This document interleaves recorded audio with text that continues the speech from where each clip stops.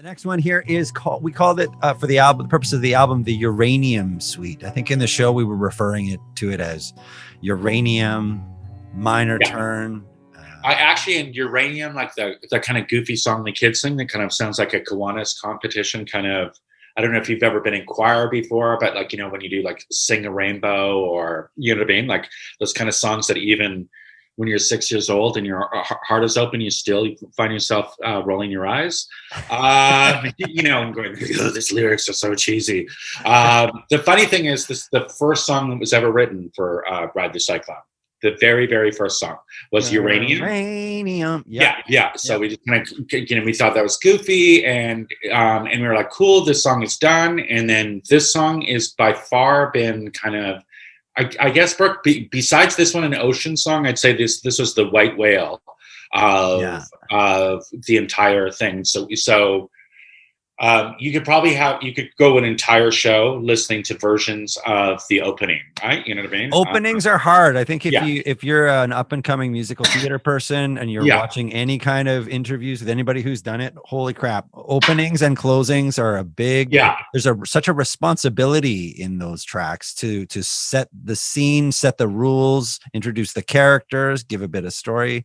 And especially in a world like Cyclone, it's a pretty weird world, so there's always been a lot to set up. And you're also trying to straddle in a weird way, because I mean, the whole piece kind of straddles the line between kind of funny and kind of sad, right? You know what I mean? And so, but the odd thing is, right out of the gate, we kind of went, okay, can't be super goofy, because eventually we're going to want to plug into the kind of the inherent sadness of the piece, or the kind of, or the gravity of the piece.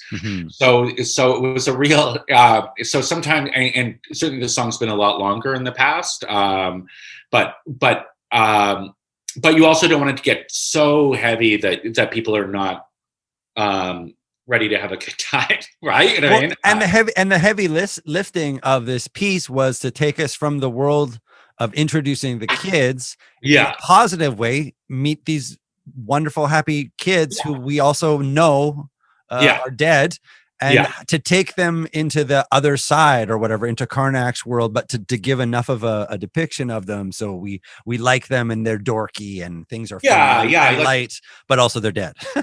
But they're dead, and kind of, but also having a kind of as much fun as you can have with that idea. But also, like, and there's that beautiful little what is it called? Rick always called it Supertramp kind of bit right in the middle, right? And then the sailing to space, right? You know what I mean? But this one has definitely. I mean, I know Brooke says endings are hard. I find actually beginnings, for particularly this show. I mean, I imagine every show's different, but this one, the beginning was the kind of just trying to get the tone and also the length, and kind of also the what Brooke and I learned, which is called the button of a song, where it just goes, okay, and then you applaud, right? Because it's an applause musical. It's not a kind of, I mean, obviously it's designed to get a response from the audience, right? It's not like a kind of, we're just going to roll through that, right? Well, and in the reworkings of that opening, going between, like, there actually is a place in Saskatchewan called Uranium, which we were inspired by that name. I mean, I've always been kind of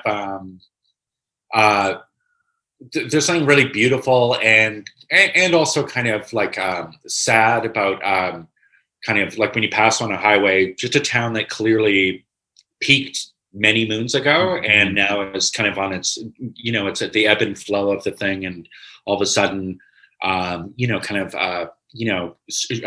storefronts are boarded up, and you just see that kind of, it's slowly winding down. Like the actual, I think that was actually the initial impetus, was also to explore the idea of the death of a town, or like a living community, right? And I think we steered away. Well, I mean, we had Uranium, like Jacob said at the very beginning, that was one of the first first things we created. But then as we sort of got into it and are into our own heads a little bit more, it was suggested, like, is that too obscure for people to be singing about a town called Uranium, when we're also, the audience is trying to get their head around, like, there's a fortune telling machine that talks, and these kids are dead, but they're alive, but it's funny. There's just so much going on. So we moved away from that Uranium, and there was a song called, we wrote a couple of them, but there was a Fall Fair. We were trying to sort of duplicate that dorky choir song. Yeah, a long time. And rainbow, or you know, or, I mean, when I was in choir, we also sang a song about literacy, right? Which was literacy. It's the power of the written word, right? You know, but all that to say, we did eventually come back to our first instincts because it allowed us to sort of reaffirm that small town death. Yeah, and it also it ties in nicely with the themes of the show as well too. So and it's fun. Yeah. And it's, you know, it's all about the Lion King. So we really were trying to keep the Lion King in there somehow. Keep the just you basically just create a whole show around one-liner I wrote. Yeah. It's essentially it. We'll just do a shit ton of work just to make that line work. That's actually usually what the musician does, just to try and keep it. The joke's afloat. Sweet. Anyways, the Uranium Suite. Enjoy.